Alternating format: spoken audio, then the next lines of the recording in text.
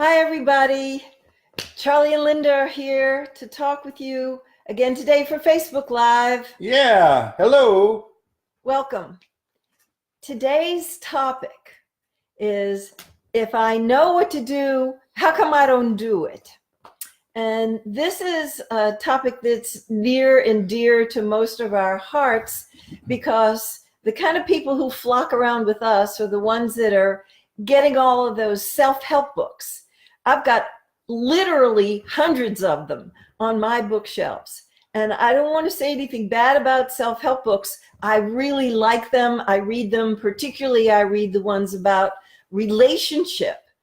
But they are filled with good advice that we sometimes can't take.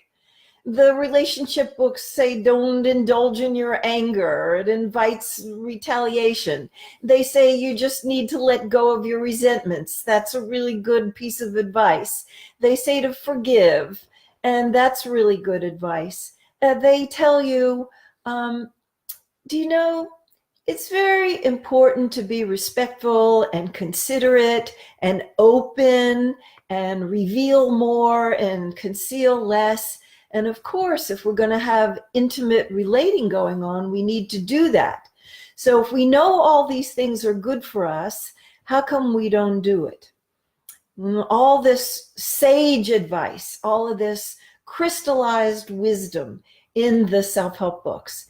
And one of the things that we have discovered over many years of paying attention to our own experience and also to that of clients and students that we work with is we often can't take the advice that we know is good for us, even though we're committed, even though we want it really badly, because there is a competing commitment.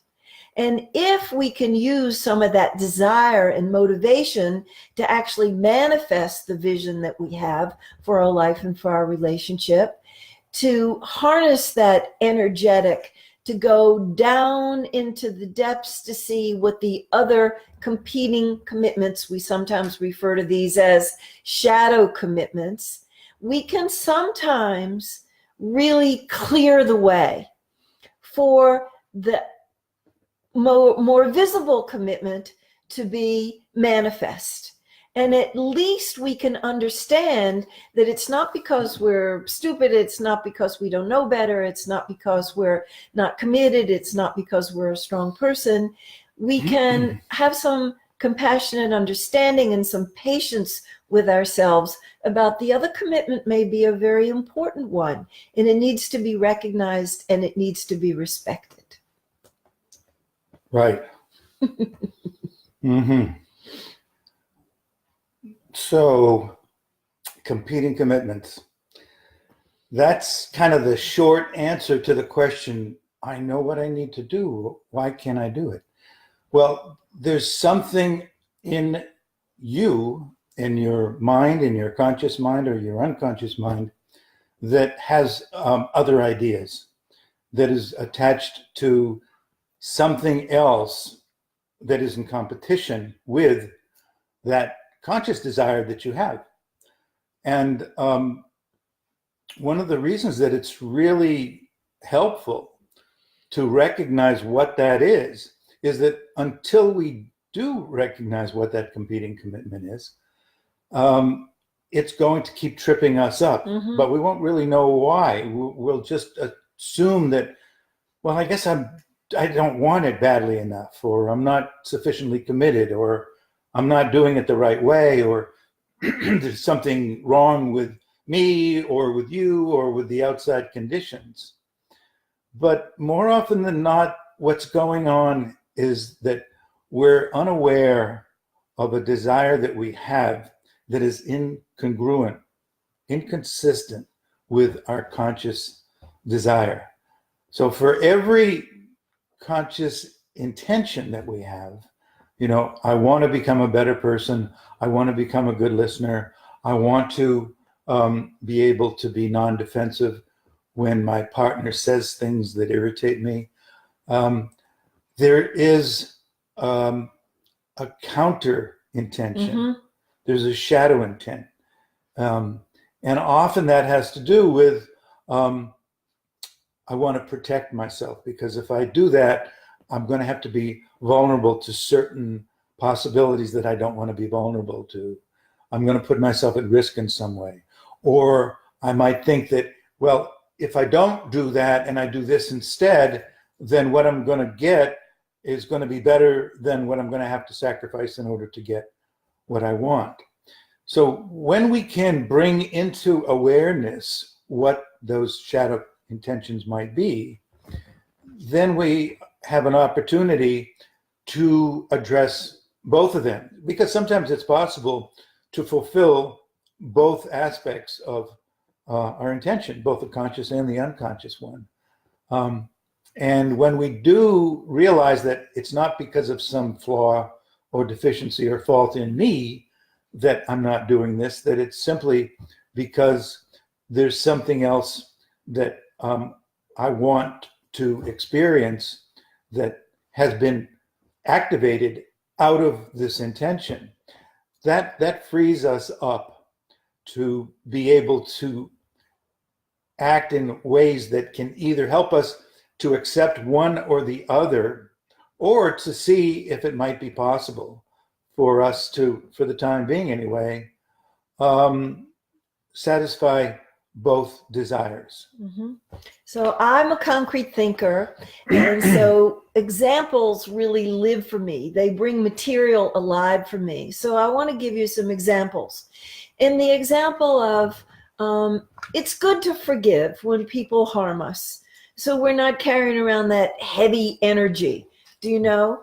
And of course, the self-help books are full of that. Spiritual teachings are full of that. And if we take the time, the contemplative pause, and we look at, why haven't I forgiven this person that's caused harm to me? And we must do this in a very gentle, respectful, kind, compassionate way, not beat up on ourselves and talk mean to ourselves if we haven't done what we think we ought to do. And if we take a look, we can sometimes find why we're still hooked in to some pattern that may not be serving us. It may not be a skillful pattern that's moving us forward in our life. And we may find some belief under there that if I were to forgive them, that's like giving them an excuse or giving them a pass, or in some way making it okay that they caused this harm, or letting them or the world or myself think that it wasn't that big a deal when it really was a big deal. And if we can examine that carefully, maybe it has less of a grip on us, so a little bit more forgiveness can take place. If we think that we want to be more open and more vulnerable and express rather than repress, and open more rather than close, and share more of our inner life and our feelings and our needs, we find that we're not doing that, and we take the time to have the inner look. What's down there in the dark? What's down there in the shadows? What's the part that's hidden under the ocean? Only the little tip of the iceberg is the conscious commitment, and all that unconscious commitment is under there. We may find that there are a lot of hurts when we were vulnerable before, and some part of us is insisting on protecting ourselves. There's a part of me that just doesn't want to open, that doesn't want to reveal my underbelly, that doesn't want to talk about my fears, that doesn't want to talk about, what hurts and what's painful to me, because I really have reticence. I'm not sure that this person is trustworthy to reveal that much. And if we can look at it with a compassionate eyes of understanding, not the strict disciplinarian of you've got to get over it and that's sabotaging a relationship, that's a cruel orientation. But if we can look at what is the underneath part that may be holding us back from the spoken and understood commitment that's on the surface, we have a chance to have the missing link between what we really want to manifest in our life and what is holding us back, that we can work with it. We may, in the case of revealing a little bit at a time, and if the person shows up as trustworthy and doesn't condemn or judge us, then we can reveal a little bit more and a little bit more. Maybe we could forgive a little bit, and we're clear that it's not excusing the other person. It's not saying that it wasn't a very painful betrayal that happened, and that we can do it by degrees. We can do some of both.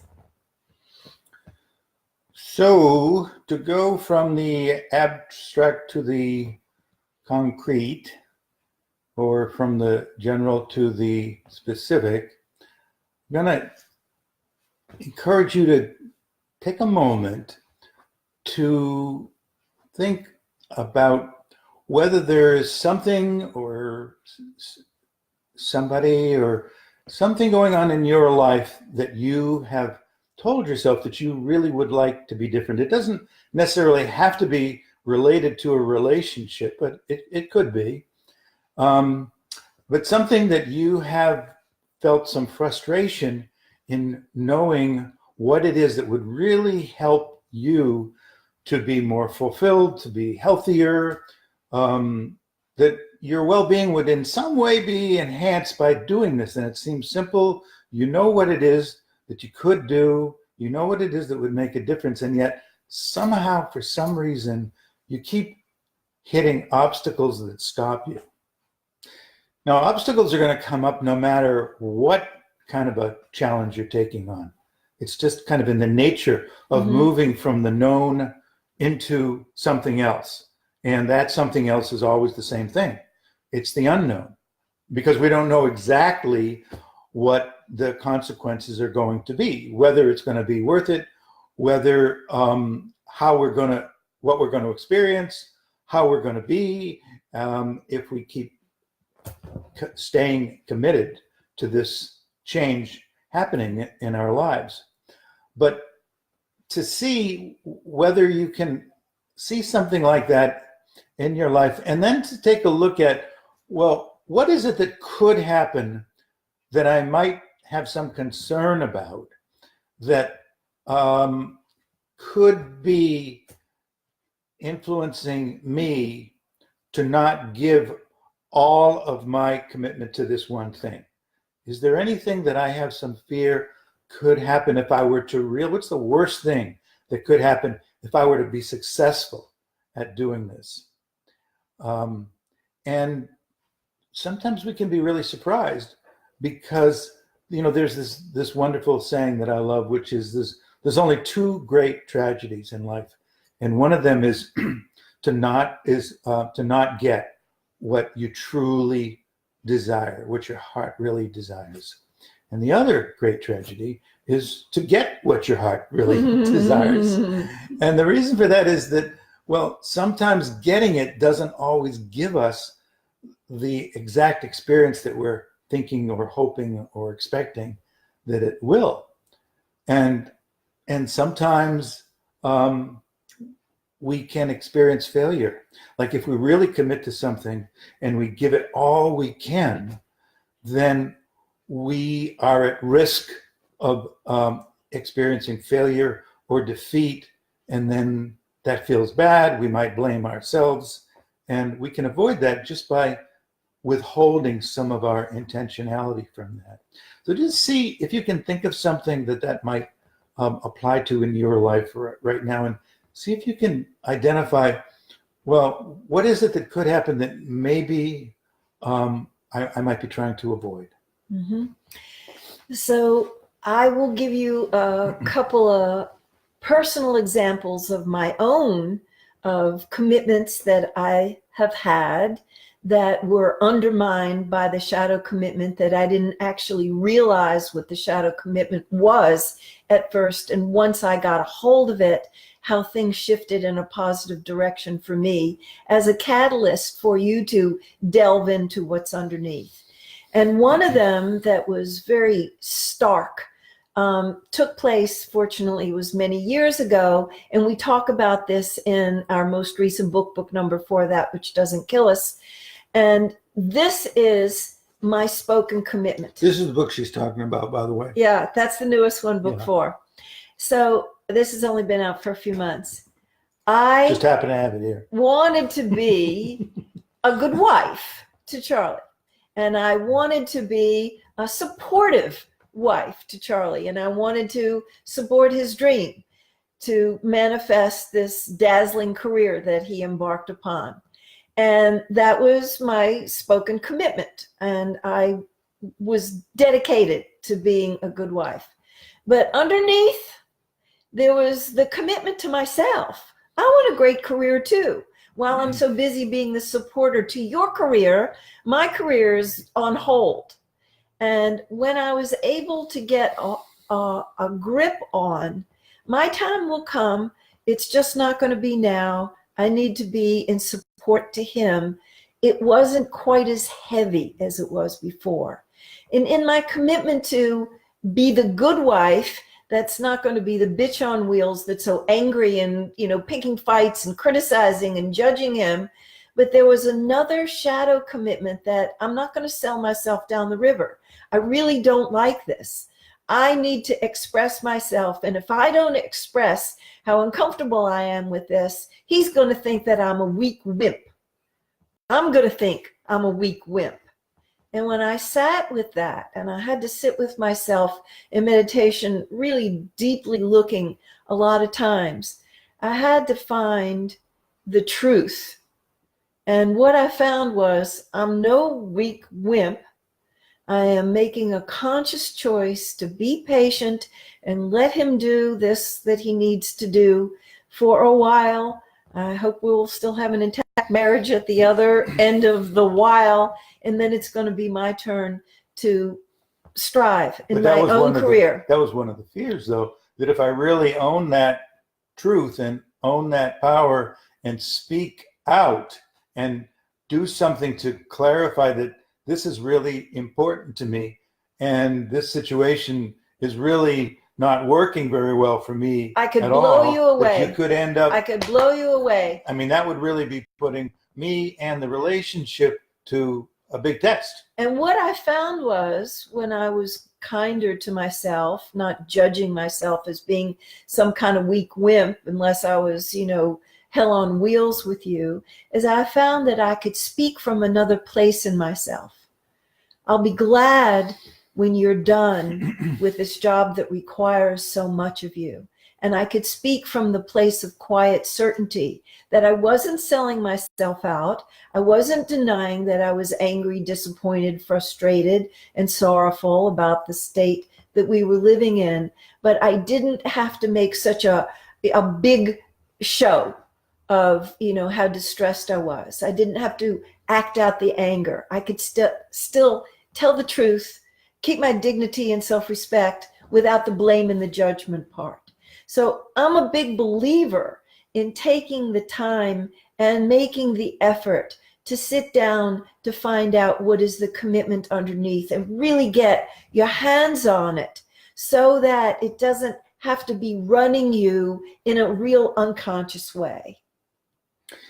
So let me just say a little bit about how that affected me when Linda was able to really get clear about what was driving her underneath the surface and how badly she wanted to make sure that she didn't lose herself in the process of supporting me and supporting this structure that we had co-created in our life, is that when she was able to access that, she stopped seeing herself as being weak for not taking a stronger stand, and you were able to become more self-forgiving. That's right. And as you did, the intensity of your frustration with me really diminished, and you were able to communicate to me in ways that didn't activate my defensiveness. So this is such a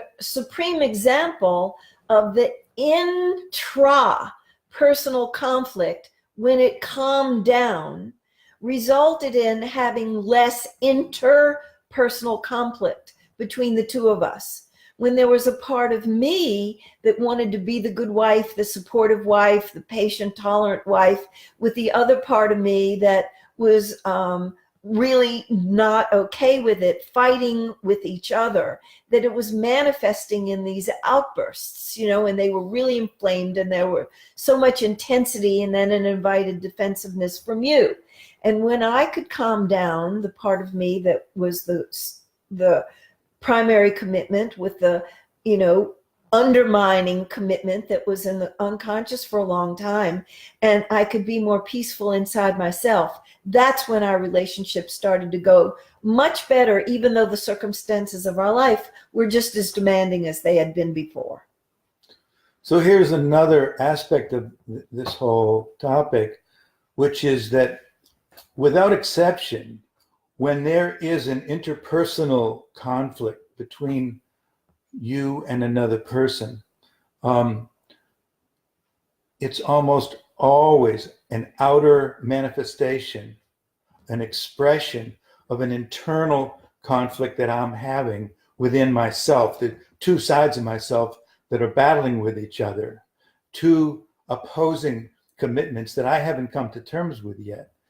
Coming to terms with it doesn't necessarily mean that I choose one over the other, but it means that I'm learning to accept what we call the tension of the opposites. Mm-hmm.